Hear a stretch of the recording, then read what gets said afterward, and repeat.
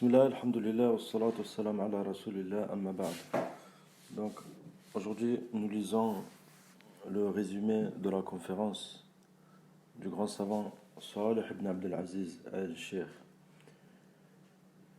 L'intitulé de la conférence c'est Al-Farqu bayna kutub al-fiqh wa kutub al-hadith. La différence qu'il y a entre les livres du fiqh et les livres du hadith. Donc, comme nous avons dit, c'est la conférence du Cheikh que nous avons résumée et on va traduire en français. Donc, Cheikh dit, Wabillahi tawfiq, ensuite il dit, et l'étudiant en sciences, dans son cheminement de Talab al-Ilm, il a besoin de savoir, il a besoin de connaître la différence, une différence importante. Et cette différence, cette nuance, beaucoup de gens de science ne l'ont pas mentionné. Il s'agit de la différence qu'il y a entre les livres du fiqh et les livres du hadith. Les livres du fiqh traitent les masail jurisprudentiels. Les masail, c'est quoi? Ce sont les problèmes qu'il faut résoudre ou les points ou les questions qui s'étudient dans le fiqh. Donc on va regarder ce mot, el masail, qui est le pluriel de mas'ala. Donc les livres de fiqh traitent des questions de fiqh. Et il y a dedans mention des dalils, tout comme il y a mention de divergence. Quant au livre de hadith, il y a aussi, c'est-à-dire les livres de hadith traitent aussi les questions qui concernent le fiqh. Il y a aussi dedans des dalils, et aussi il y a dedans le khilaf, et il y a le tarjih. Tarjih, c'est quoi? C'est ce qu'on appelle l'avis prépondérant. Quand on dit tel avis, c'est l'avis rajih, c'est-à-dire c'est l'avis prépondérant, c'est l'avis le plus fort, ou l'avis qui pèse le plus quand on compare entre les avis. Donc, quand on regarde de point de vue du contenu, les deux catégories de livres se ressemblent.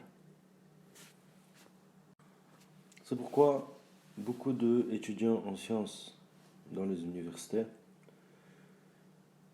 se plaignent du fait que quand ils commencent à l'université et ils commencent l'étude du fiqh ou du hadith, les enseignements de cette matière ressemblent aux enseignements de l'autre matière. Donc, il n'est pas évident de faire la différence. Donc, ils ont faire la différence entre le cours du professeur qui leur enseigne le fiqh et les cours du professeur qui leur enseigne le hadith. Ce n'est pas évident de faire la différence. De point de vue que tous les deux professeurs, ils leur rapportent des dalils, ils leur rapportent des divergences.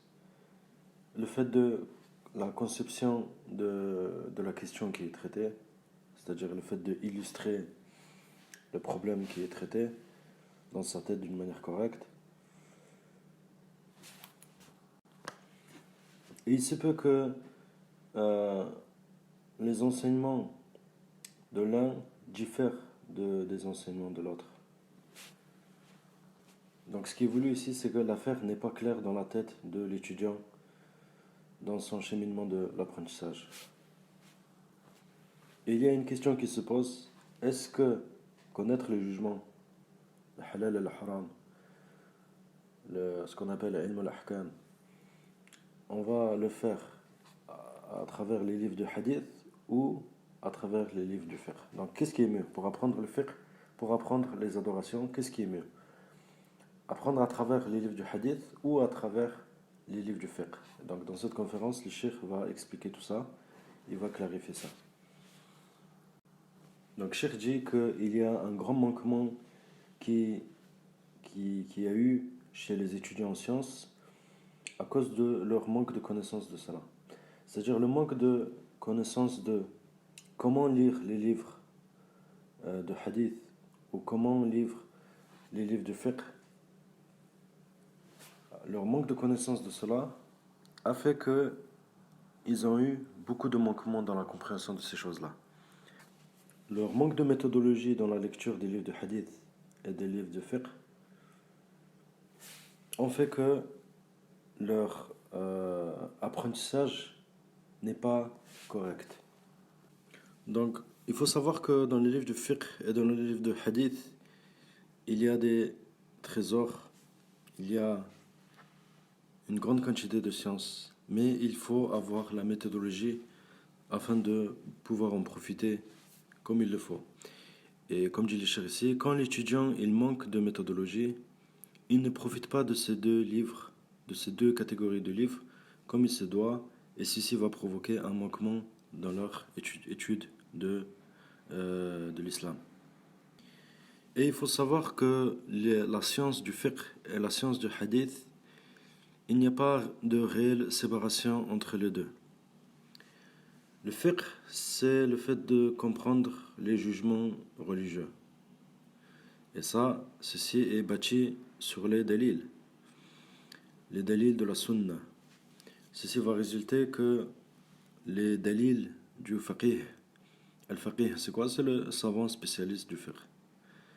Les dalils que utilise le faqih sont plus globales et plus larges que les dalils du muhaddith. Al-muhaddith, c'est le spécialiste du hadith. Dans le sens où le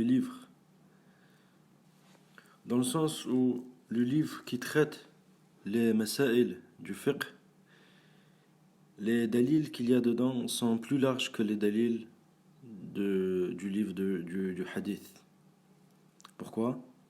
Il dit, car c'est lui qui regarde le fiqh du hadith, c'est-à-dire le fiqh à travers le hadith, le dalil qu'il va utiliser,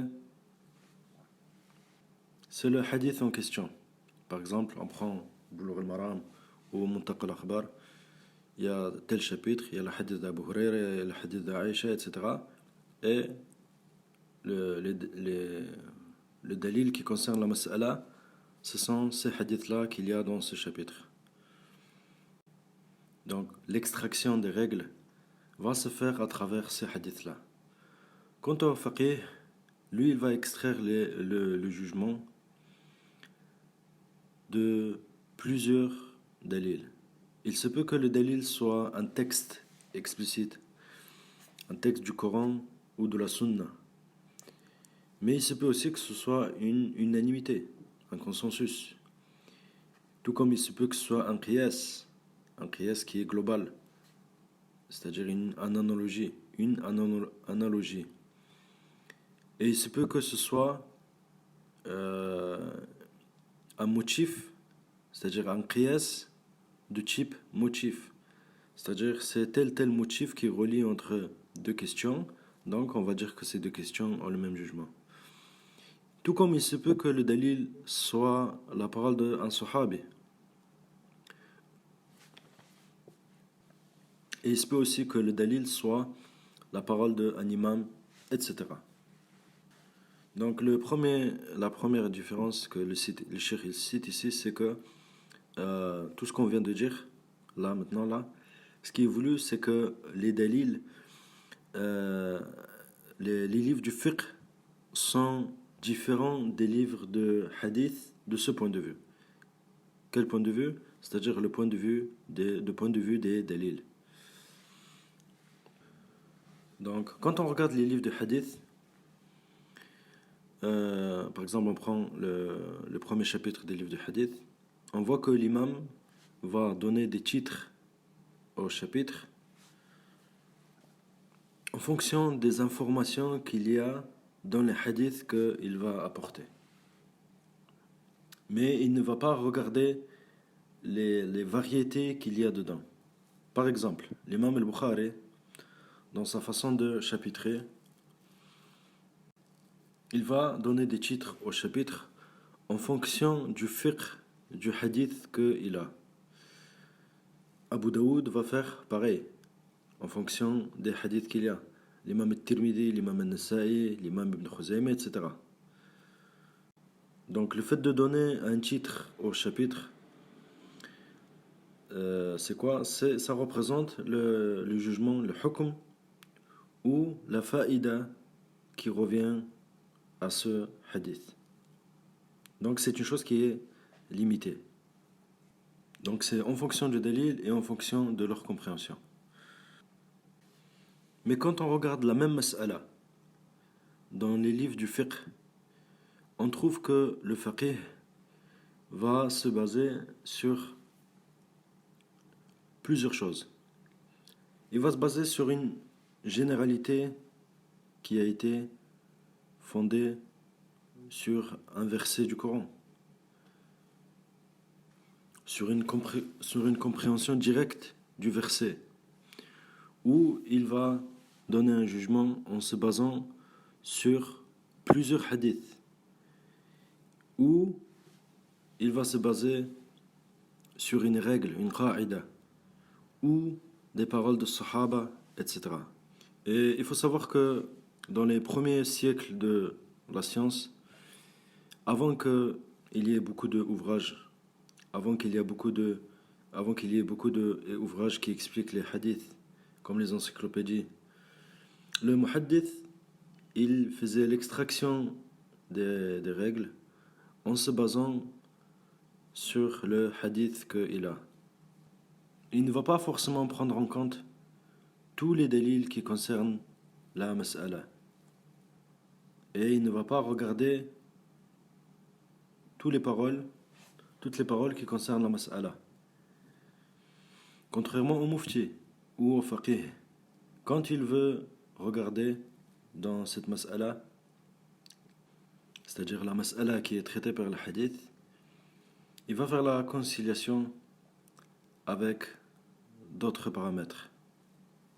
C'est pour ça que quand on regarde les paroles des fuqaha, elles sont différentes des paroles des gens du hadith. Pourquoi? Car il se peut que le muhaddith, il regarde ce matan, c'est-à-dire ce texte, ce hadith, en faisant istinbat, c'est-à-dire l'extraction des jugements qu'il fait, sans regarder est-ce que cette chose-là qu'il a extraite, est-ce que c'est un jugement qui concerne directement cette chose, ou est-ce qu'il y a des mu'arid ou pas. C'est-à-dire, en gros, il est en train d'expliquer que quand le muhaddith, il va regarder un hadith, il va extraire un jugement, il ne va pas forcément prendre en compte est-ce qu'il y a d'autres règles qui contredisent ce jugement. Et Cheikh dit, et j'ai déjà mentionné dans d'autres conférences que le Cheikh dit que dans le fiqh, quand il y a des avis qui se contredisent, par exemple un savant dit haram, l'autre dit détestable, l'autre dit c'est permis, etc.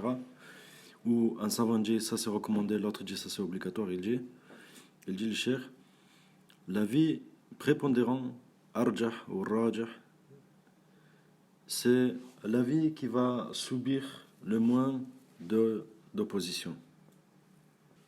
Donc Cheikh dit, donc quand il y a deux avis qui divergent dans le fiqh, ne crois pas que un des deux avis il a un dalil et l'autre avis il n'a pas de dalil. Donc ce genre de divergence c'est rare. Et même la plupart des divergences, la plupart des questions qui sont traitées dans le fiqh, cet avis il a des dalils, le premier avis il a des dalils, le deuxième avis il a des dalils. Mais c'est lequel de ces deux avis qui va être le plus fort? C'est lequel de ces deux avis qui va être prépondérant? Il dit, c'est celui qui va subir le moins d'opposition. Ensuite, le cheikh dit, donc les premiers livres du fiqh qui ont parlé des masail d'un point de vue large, qui concerne les divergences, ce sont les livres du grand imam Ibn al-Mundhir, tout comme les livres qui divergent, qui sont un peu différentes, mais qui vont dans ce sens. Il s'agit des livres qu'on appelle les Musannafat, comme le Musannaf de l'imam Ibn Abi Shayba ou le Musannaf de l'imam Abd al-Razzaq, et les livres qui sont semblables à cela. Donc, le livre de Ibn Mundhir, par exemple, on voit qu'il mentionne tel avis et il mentionne son dalil. Ensuite, il y a eu l'apparition des livres du fiqh qui mentionnent les divergences. Et chaque avis est appuyé par un dalil, c'est-à-dire chaque avis qui est mentionné dans le livre, il mentionne aussi son dalil qui va avec. Par exemple, quand il s'agit d'un livre dans lequel il y a plusieurs madahib, il va mentionner les avis de chaque madahib avec leur dalil. Mais dans le cas où le livre concerne un seul madhab, alors il ne va pas forcément mentionner les dalils des autres avis. Shirji prend par exemple le livre de Ibn Hazm, Al-Muhalla bil-Athar. Al-Muhalla bil-Athar, donc quand on traduit littéralement, ça donne, c'est une chose, un ornement par les récits, c'est-à-dire les récits de Salaf. Il mentionne plusieurs avis avec des isnad. Isnad, c'est quoi? C'est la chaîne de transmission. Le rapporteur dit un tel m'a dit, un tel m'a dit, un tel m'a dit, jusqu'au prophète sallallahu alayhi wa sallam, ou jusqu'au sahabi, ou jusqu'à l'imam. Donc ça, on appelle ça un isnad. Donc il mentionne dedans des avis avec les isnad. Donc il va rapporter des avis qui appuient la mas'ala qu'il est en train de traiter. Et il se peut qu'il mentionne la divergence dans le sujet, et il se peut qu'il mentionne le tarjih, c'est-à-dire l'avis qui est prépondérant. Donc quand on regarde ce livre-là, est-ce qu'il s'agit d'un livre de fiqh ou est-ce qu'il s'agit d'un livre de hadith? Cheikh dit, ce livre-là, il suit le cheminement ou la méthodologie des livres de Ibn Mundhir, du point de vue qu'il mentionne d'abord la mas'ala et ensuite il mentionne les choses qui sont en rapport. Parfois des dalils avec le isnad et rarement des dalils sans le isnad. Donc quand on regarde ce genre de livre, on a un doute. On a un doute de quel point de vue? C'est-à-dire, ce n'est pas clair, ce n'est pas une chose évidente de point de vue de la compréhension de la mas'ala. Pourquoi? Parce que dans ce livre-là, il va mentionner la mas'ala, c'est-à-dire la mas'ala, le point, la question qu'on est en train d'étudier, tout en mentionnant les divergences avec les chaînes de transmission, avec les enseignements qui vont avec, et toutes les règles qui sont extraites à partir de là. En rajoutant à cela l'avis de Ibn Hazm de point de vue de la matière de usul, avec ses répliques à ceux qui le contredisent. Donc la question qui est traitée de base, elle n'est pas claire. L'illustration du problème qu'on est en train de résoudre n'est pas claire dans la tête de celui qui va lire ces livres. Pourquoi? Parce qu'il y a la mention de toutes ces choses que le cheikh vient de dire. Un autre exemple, les livres de Ibn Abd al-Barr, comme Al-Timhid ou Al-Istidkar ou autres, les explications de Muwatta. Ce sont des explications de Muwatta, mais ce sont des explications dans lesquelles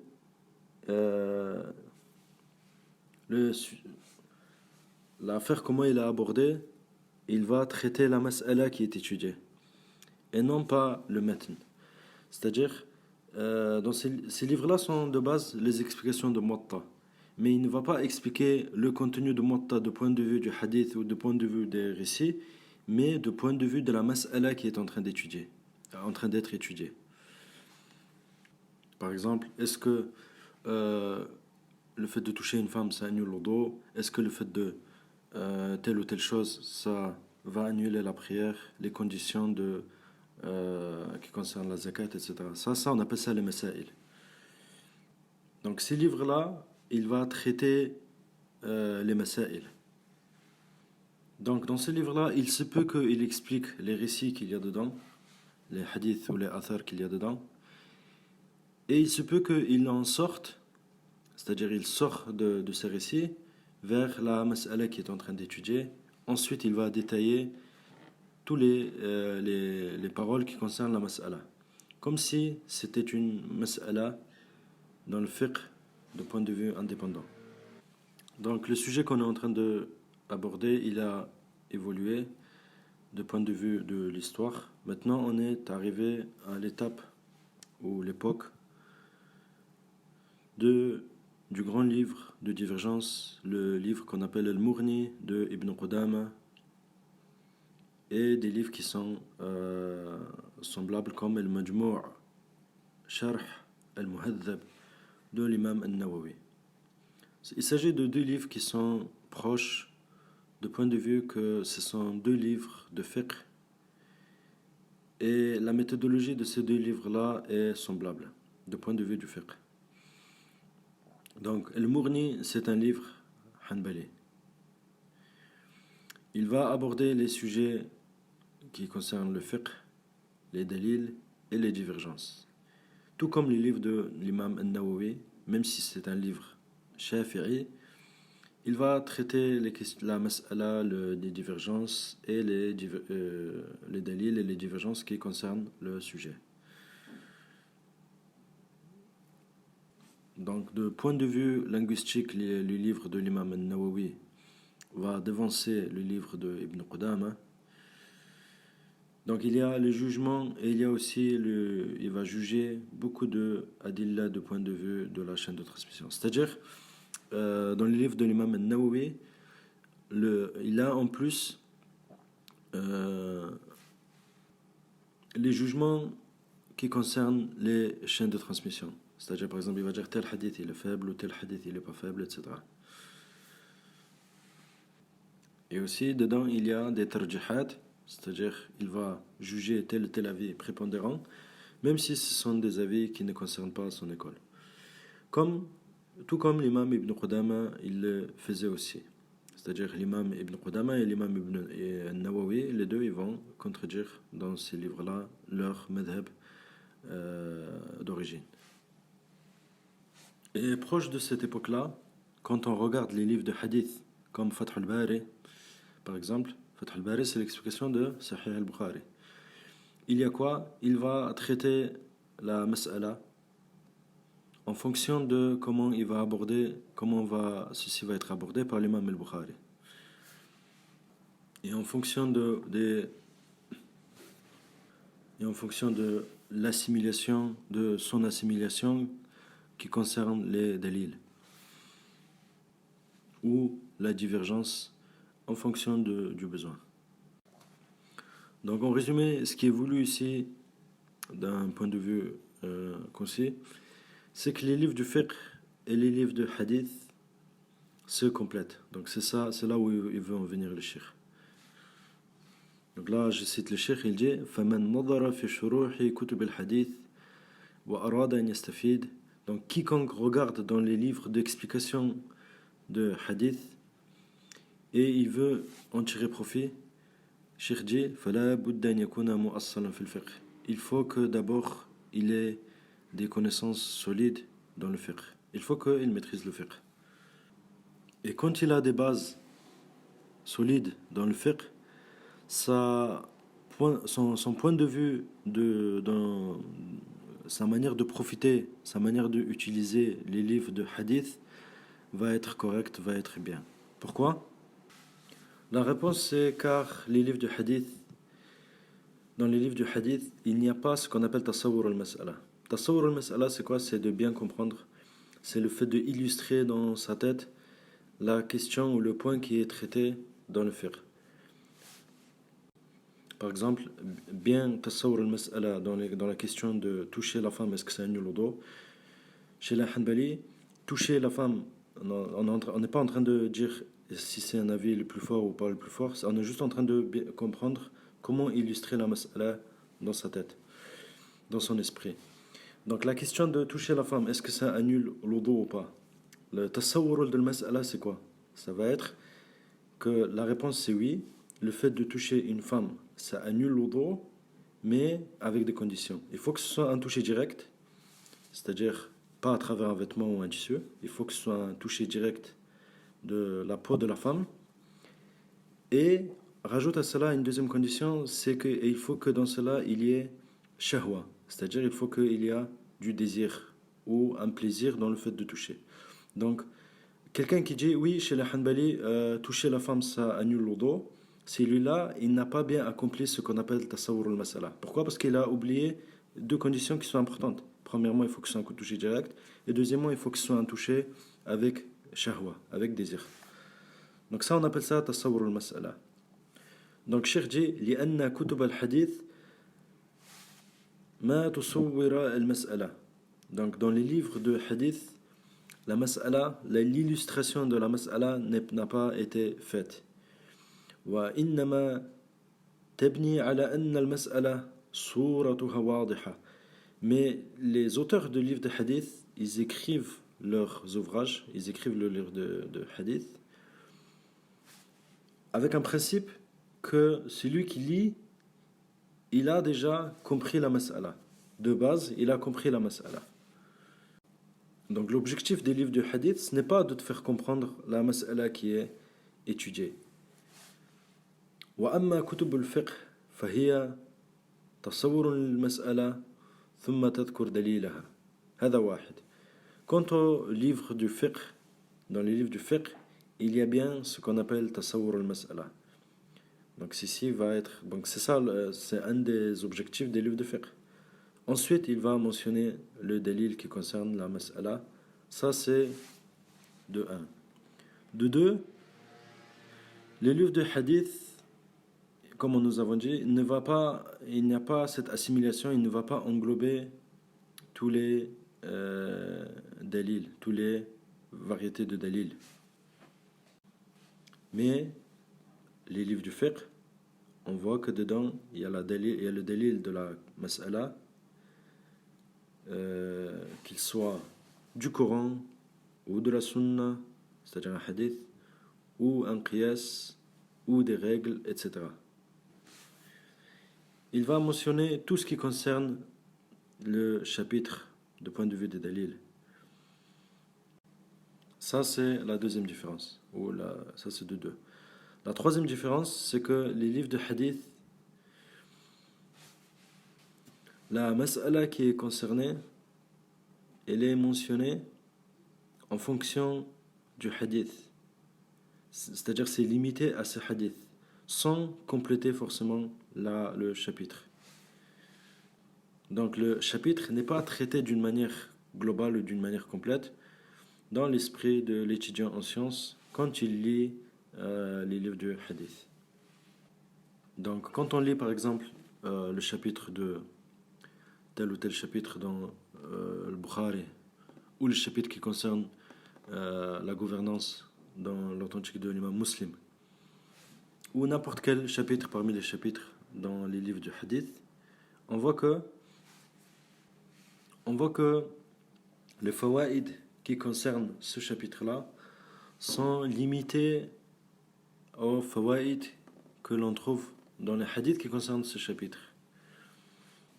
Alors que dans les livres du fiqh, les fawaïd qui concernent ce chapitre-là,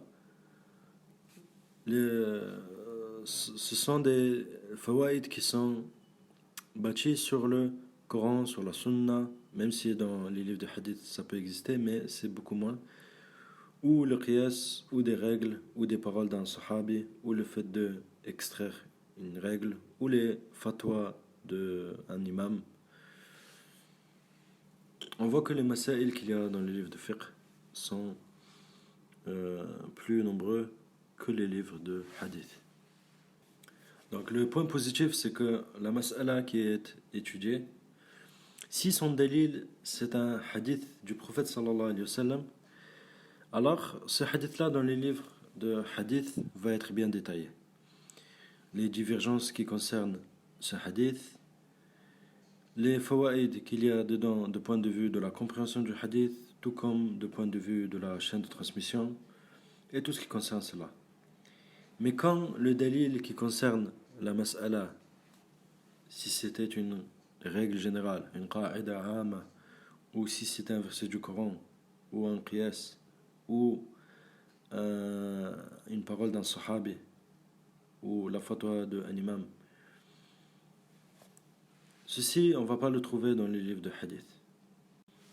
Et ceci va donner un résultat, c'est que celui qui lit dans les livres de fiqh, le chapitre concerné va être dans son esprit ordonné et plus large. Mais il faut attirer l'attention vers une chose, c'est que les livres de fiqh, il y a un manquement. Donc ça c'est vraiment de point de vue global. Fil umoum, il dit le cheikh. De point de vue du hadith.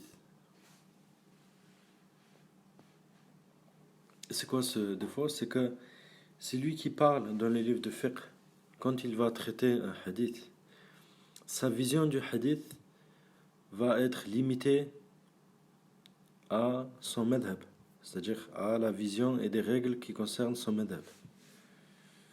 Même s'il y a des divergences, etc. Donc de ce point de vue, ceci est un manquement qui concerne les livres de fiqh.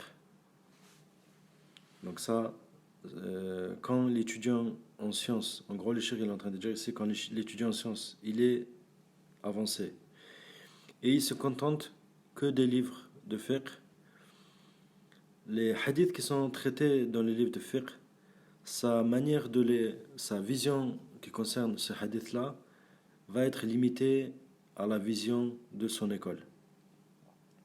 Donc comment on va compléter ce manquement? Shirji, il va compléter ce manquement en regardant les autres livres les livres de hadith. فيكملها بالنظر في كتب الحديث. Donc ça c'est les manquements qu'il y a de ce point de vue dans les livres de fiqh. Les manquements dans les livres de hadith, les manquements c'est quoi? C'est que la mas'ala, le problème qui est étudié ne va pas être clair pour l'étudiant en sciences s'il se contente du livre de hadith.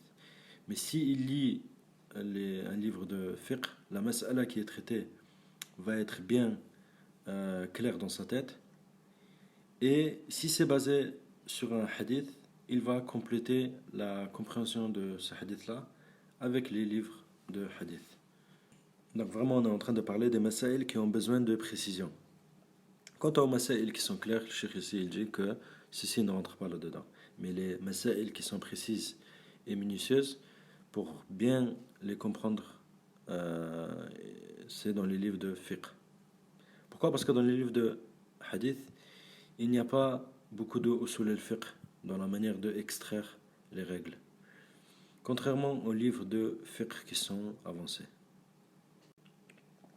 Et dans les livres de hadith, les règles qui concernent le usul al-fiqh sont bien traitées quand il faut faire tarjih dans les divergences. Et aussi fait partie des différences importantes qu'il faut mentionner. Fait partie des choses qu'il faut bien comprendre, c'est que beaucoup d'étudiants en sciences, ils ont cette vision, ils croient que celui qui explique le hadith, il est plus près ou il est plus proche de l'ijtihad que celui qui explique un livre de fiqh. Même si il mentionne des dalils, etc.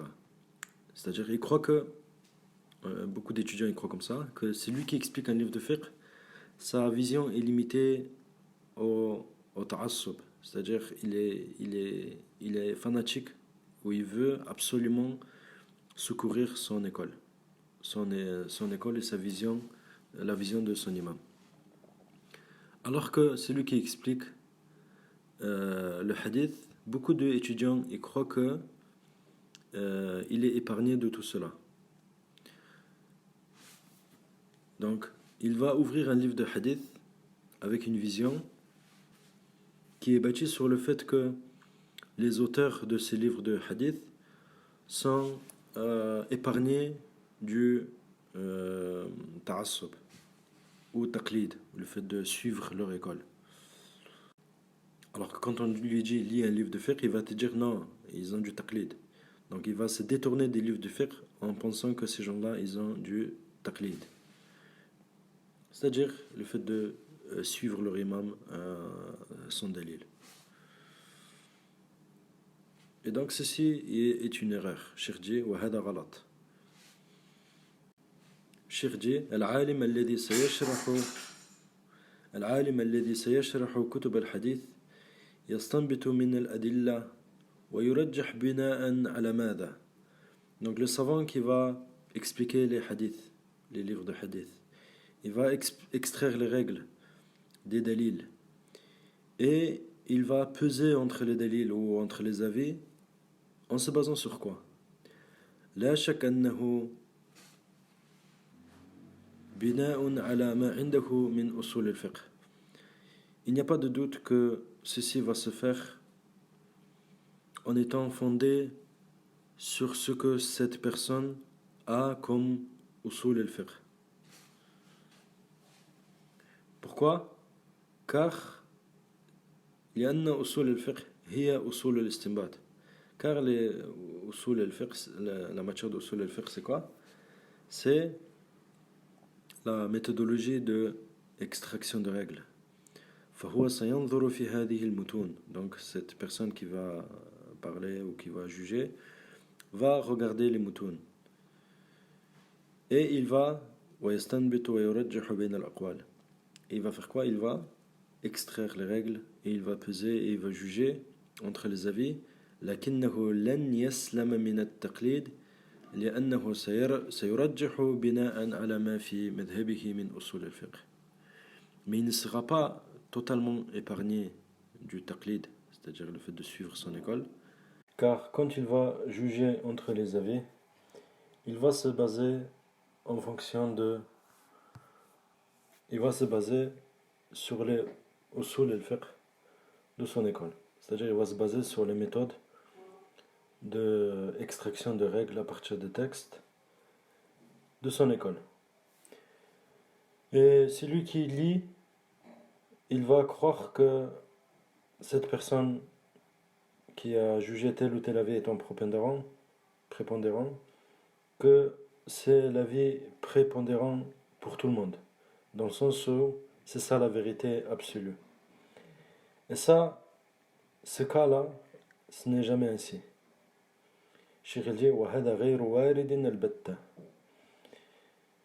Car il n'y a aucun parmi les explicateurs ou commentateurs de livres de hadith sans que cette personne ait une méthodologie dans usul al-fiqh, c'est-à-dire cette méthodologie d'extraire des règles à partir des textes. Donc il va t'expliquer et il va dire هذا الراجح لأنه كذا. Il va dire ça c'est l'avis prépondérant car ceci et cela.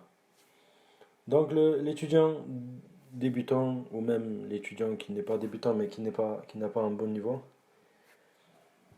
qui n'a pas des connaissances profondes dans le fiqh, il va croire que فينظر إلى ترجيح صاحب الحديث بأنه أكثر تجردا من ترجيح صاحب الفقه.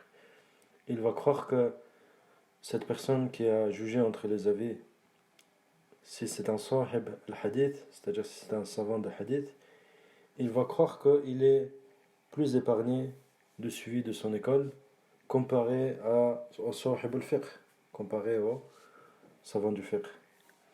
وهذا غلط لأن صاحب الفقه متأثر في استنباطه بمذهبه. Ça c'est une erreur. Car le savant de fiqh, il est influencé dans sa vision, dans sa façon d'extraire des règles. Il est influencé par quoi? Par son école. Tout comme c'est le cas de celui qui explique le hadith. وكذلك شارح الحديث متأثر في استنباطه بمذهبه. Mais car cette personne est en train d'expliquer le hadith, le lecteur il croit qu'il est plus éloigné de taqlid ou il est épargné du suivi de son école. Et nul doute, il va donner secours au madhab qu'il croit que c'est la vérité. C'est sûr qu'il ne va pas donner appui, il ne va pas être d'un avis, alors que lui il pense le contraire, ça c'est sûr. Et Cheikh dit لكن سيتأثر في الباطن بأصول الفقه التي درسها. Mais en fond de lui, il sera quand même influencé par les usul al-fiqh que cette personne a étudié. C'est pourquoi il faut savoir ولهذا لا بد أن تعلم أن الشراح إنما هم أتباع مذاهب. C'est pour ça il faut que tu saches, il faut savoir que ceux qui expliquent les livres de hadith, ce ne sont que des savants de madahib, ce sont des gens qui suivent des madahib. وليسوا مجتهدين الاجتهاد المستقل أو المطلق. Mais ils ne sont pas des mujtahid d'un ijtihad indépendant ou un ijtihad qui est mutlaq, c'est-à-dire dans tous les domaines. لأن الاجتهاد المطلق أو المستقل على خلاف في تسميته راجع إلى أنه يجتهد في أصول الفقه كما أنه يجتهد في النظر في الرجال. Pourquoi? Parce que c'est quoi en vérité l'ijtihad absolu ou l'ijtihad qui est dépendant? C'est le fait de faire le ijtihad non seulement dans le fiqh, mais aussi dans usul al-fiqh, c'est-à-dire ses règles et ses méthodes, dans le comment extraire les règles à partir des textes. Tout comme il faut avoir du ijtihad dans la question de la critique des rapporteurs de hadith.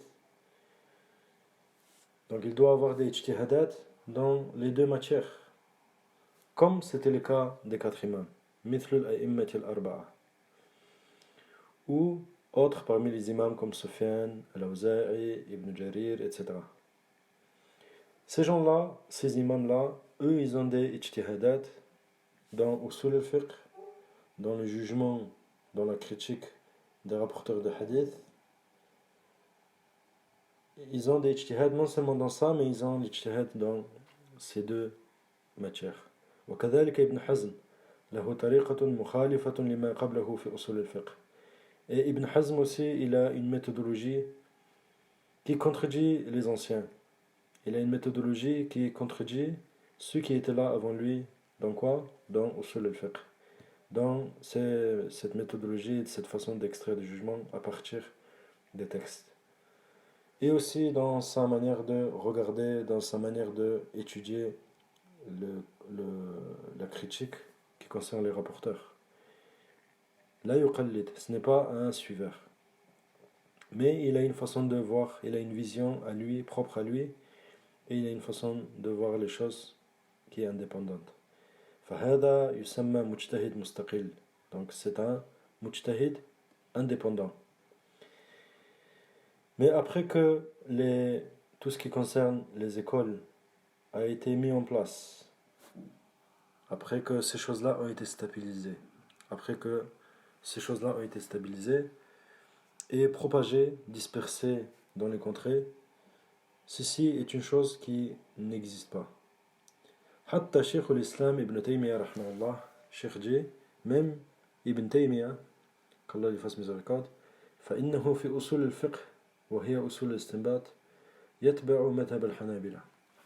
Donc, c'est sûr que Cheikh l'Islam Ibn Taymiyyah, c'est un mujtahid, mais Cheikh il dit ici que dans Usul al-Fiqh, dans cette voie, dans cette méthodologie d'extraction des règles à partir des textes, il suit la méthodologie des Hanabila. إلا ما ندر مما رجحه أو بحثه بحثا مستقلا. Sauf dans quelques questions. C'est pourquoi que quand on lit le livre Al-Musawwada, c'est un livre qui a été écrit par Ibn Taymiyyah, le grand-père, ensuite son fils, c'est-à-dire le père de Cheikh Taqiyuddin, et le Cheikh Taqiyuddin Abul Abbas Ibn Taymiyyah. Donc on appelle ce livre-là Musawwada al-Taymiyyah. Donc c'est le livre de la famille Taymiyyah dans Usul al-Fiqh. Donc quand on lit ce livre-là de Usul al-Fiqh, وجدت أن استدراكات شيخ الإسلام على قول أبيه وجده في هذه المسائل نادرة أو قليلة. On voit que dans la partie où Ibn Taymiyyah il a complété les deux livres de son père et de son grand-père, on voit qu'ils s'opposent à leurs avis dans Usul al-Fiqh que très rarement. Et quand on regarde le cas de Al-Hafid ibn Hajar ou l'imam al-Nawawi et des gens qui sont de leur degré, de point de vue de la méthodologie d'extraction de règles, ils vont observer, ils vont étudier. Est-ce que cette parole dans le Coran ou cette parole dans le hadith du prophète sallallahu alayhi wa sallam fait partie des paroles qui indiquent une généralité ou pas? Est-ce que c'est général ou spécifique? Est-ce qu'une compréhension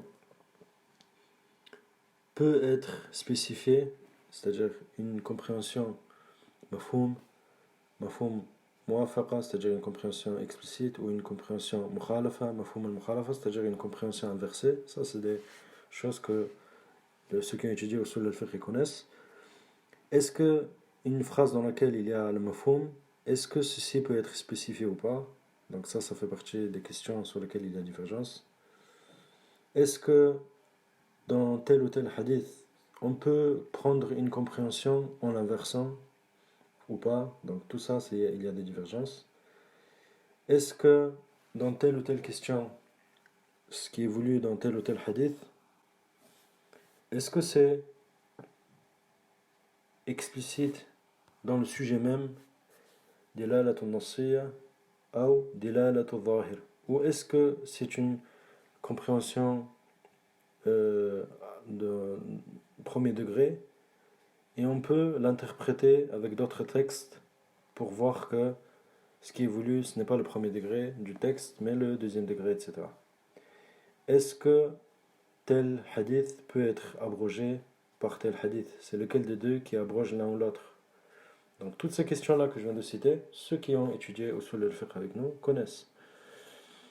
فيرى طالب العلم الذي ليس عنده مشاركة في كتب أهل العلم في الأصول. Donc l'étudiant qui n'a pas beaucoup d'expérience dans les livres de Usul, il va croire que ce que explique l'auteur du hadith va être plus fort que ce qui a été mentionné par le savant de fiqh. Pourquoi?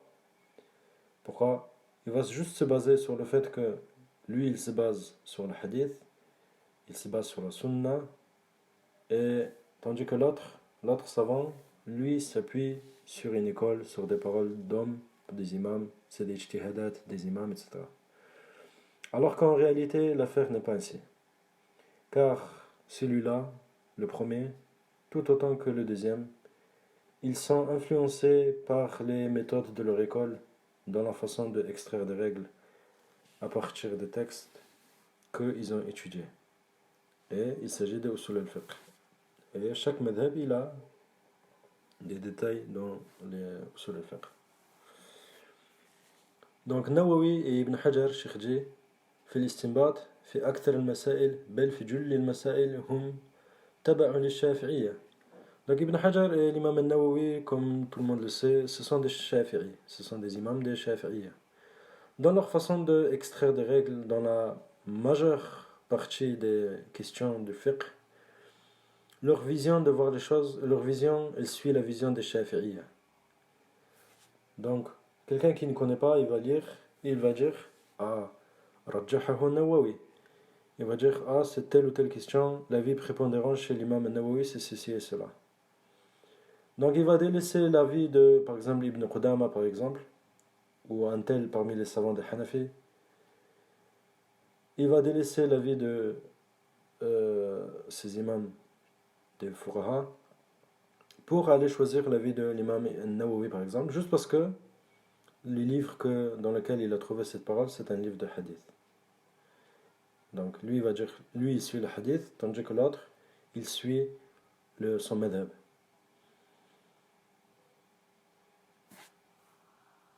Donc juste le fait qu'il a trouvé telle ou telle parole dans l'explication de Muslim ou dans l'explication de Bukhari, il croit que c'est ça la vérité absolue. Et هذا من عدم معرفة الفرق بين كتب الفقه وكتب الحديث. Ceci est le résultat de quoi? Du manque de connaissance des livres de fiqh et des livres de hadith. Et dans beaucoup de masail, l'étudiant il va venir, il va apporter les paroles du Ibn Hajar, de Nawawi, même dans la façon de comprendre la mas'ala, même dans l'illustration de la mas'ala, dans sa conception, il va ramener la manière de voir de ces gens. Et plus l'étudiant va avancer dans la science, plus sa vision des choses va s'élargir. Il aura compris que, en fait, Nawawi et Ibn Hajar ont ramené la conception de la mas'ala, sa façon de la voir, de qui? Des livres des Shafi'iyya et des savants des Shafi'iyya. Qu'Allah leur fasse miséricorde. Et les Shafi'iyya, ils se sont beaucoup préoccupés de l'explication des livres de hadith. Ils ont travaillé les livres de hadith. C'est pour ça que dans la façon de juger entre les avis, quel est l'avis le plus prépondérant chez les muhaddith, chez les gens de hadith des dernières générations, ils suivent ou ils sont influencés par la vision des Shafi'i. Pourquoi? Parce que ce sont les Shafi'i qui ont travaillé les livres de hadith, plus que les autres savants. Les Hanafi, ils ont travaillé les livres de hadith peu. Les Hanabila, encore moins, etc. Donc, l'étudiant en sciences qui veut avoir une vision du fiqh ancrée avec des bases solides, il doit être précis et minutieux. Il doit regarder dans les livres du fiqh et dans les livres de hadith. Il doit faire la différence entre ces deux livres, ces deux catégories de livres.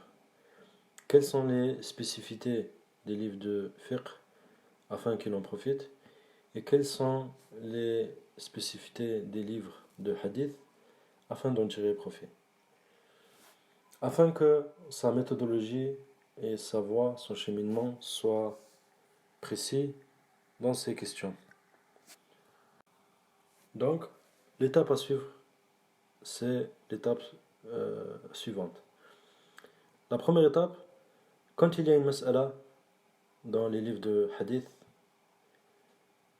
sa manière de voir les choses, la vision, la manière de l'illustrer dans son esprit, qu'il aille la lire dans les livres de fiqh. Car de ce point de vue, les livres de hadith, il y a du manquement. Pourquoi? Car ces livres de hadith, à la base, ne sont pas pour les étudiants débutants. Donc ce qui arrive souvent, c'est que l'étudiant qui est débutant, il n'a même pas la bonne vision de la mas'ala qu'il est en train d'étudier, il ne l'a même pas illustré correctement dans sa tête, dans son esprit, et il va lire dans ces livres-là dans lesquels il y a de la divergence. Il va lire dans ces livres qui sont des encyclopédies, et il sera perdu dans cet océan. Il va se noyer dans cet océan de sciences. Donc, Surat al-Mas'ala, comme on a dit, il va l'apprendre des livres de fiqh. Ensuite, il regarde dans le livre de fiqh quel est le dalil de la mas'ala qu'il est en train de lire. Si le dalil de la mas'ala c'est le Coran, il faut aller voir dans ce cas-là dans les livres qu'on appelle Kutub Ahkam al-Qur'an. C'est-à-dire ce sont des livres qui traitent les questions, les masaïl qui concernent le halal et le haram qui sont mentionnés dans le Coran. Donc ce sont des livres de fiqh mais basés sur le Coran.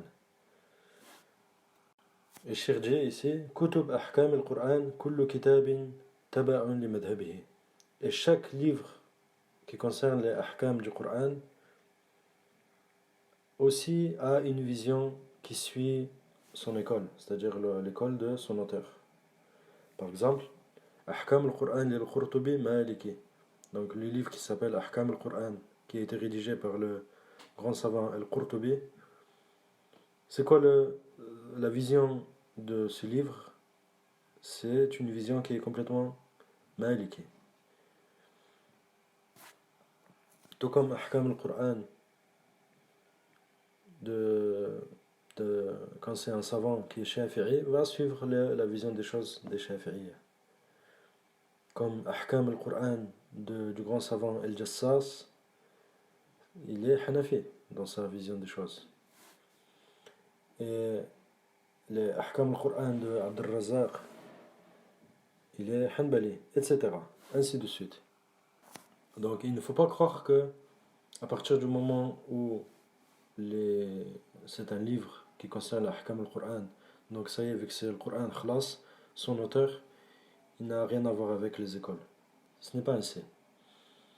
Mais au contraire, on voit qu'ils appuient leur école. Le dalil, il est clair, il vient du Coran.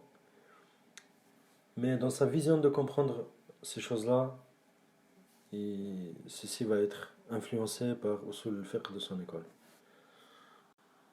Donc la première étape, c'est de regarder la mas'ala, bien l'illustrer dans sa tête, dans son esprit. Une fois que ceci est fait, la deuxième étape, c'est de regarder le dalil. Si le dalil, c'est un verset du Coran, on a dit comment il faut faire.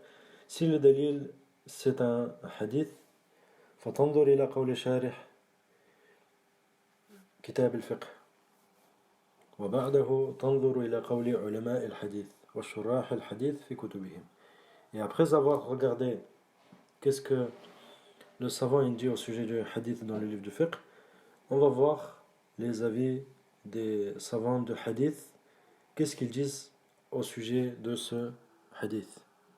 Donc il va en tirer profit de la manière de comprendre le hadith, de point de vue de la chaîne de transmission, est-ce qu'elle est authentique ou pas. Et à ce moment-là, on voit que les livres de hadith et les livres de fiqh se complètent les uns les autres. Et la personne qui va lire dans les livres de hadith va avoir des bases solides dans le fiqh concernant cette mas'ala, après avoir connu son dalil. Et la quatrième étape, c'est quand on regarde le dalil, si on voit que le dalil dans les livres du fiqh, si c'est des qawa'id, si c'est basé sur une règle, sur un principe, ce qu'on appelle une qa'ida. Et nous avons déjà expliqué, dit Cheikh, les qawa'id, c'est divisé en deux. Il y a les qawa'id sur lesquels il y a unanimité et les qawa'id sur lesquels il y a divergence. Donc les règles sur lesquelles il y a unanimité, ceci va marcher avec toutes les écoles. Quant aux qawa'id, les règles sur lesquelles il y a divergence, chaque école a sa qa'ida. Donc, parfois le dalil de la règle, elle vient d'où la qa'ida? La qa'ida, elle est bâtie sur le dalil. Il se peut que parfois le dalil, c'est un verset du Coran ou de la Sunna, tout comme il se peut que ce soit basé sur le fiqh qui a été extrait de l'imam de l'école.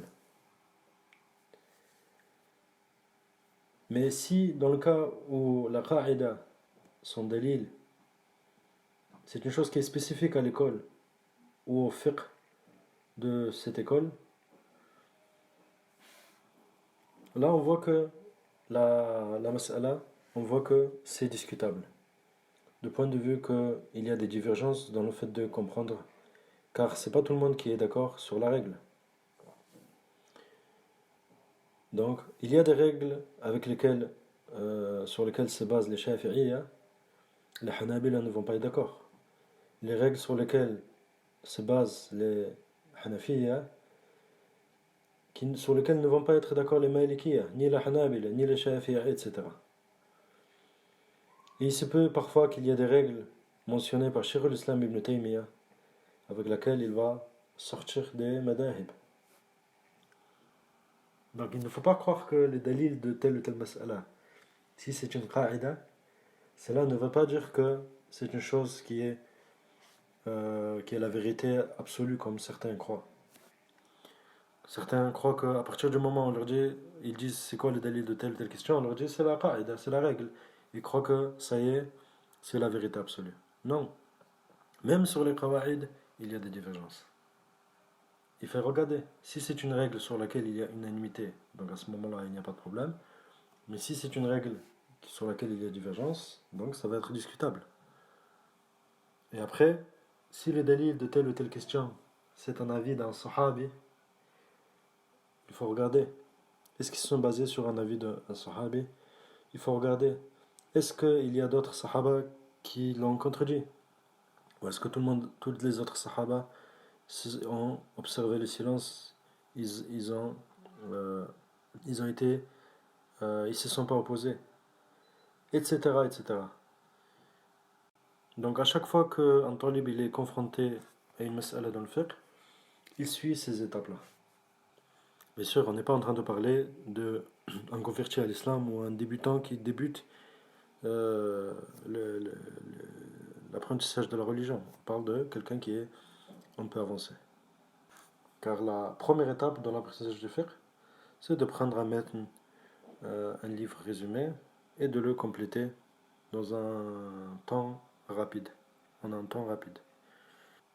Et en suivant cette méthodologie-là, Cherji, on peut tirer profit des livres de fiqh, tout comme on peut tirer des profits des livres de hadith, et l'un complète l'autre. Et c'est ainsi que marchent les gens de science, les savants.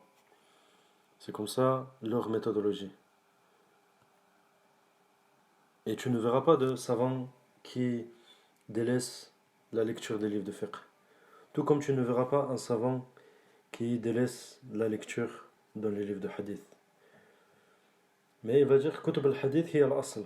Donc la référence, la base sur laquelle on va se baser, ce sont les livres de hadith. وكتب الفقه هي استيعاب للأبواب بحسب أدلة المسائل. Et les livres de fiqh, c'est une manière d'assimiler afin que le chapitre soit complété, afin de compléter la mas'ala en fonction des dalils. Mais si l'étudiant il se dit non, les livres de hadith c'est la sunna, quant aux livres de fiqh ce sont juste des opinions des êtres humains, des hommes, cette parole elle n'est pas, il dit هذا الكلام غير دقيق. Donc si quelqu'un parle comme ça, on voit que ceci n'est pas une chose précise. Quiconque a de l'expérience dans les livres de fiqh, tout comme dans les livres de hadith, donc de point de vue où, afin d'assimiler les choses d'une manière complète, c'est ainsi qu'il faut faire. Cheikh J, لا بد له أن ينظر في هذا وهذا لا يستغني عن هذا ولا عن هذا. والله تعالى أعلم وصلى الله وسلم على نبينا محمد وعلى آله وصحبه أجمعين.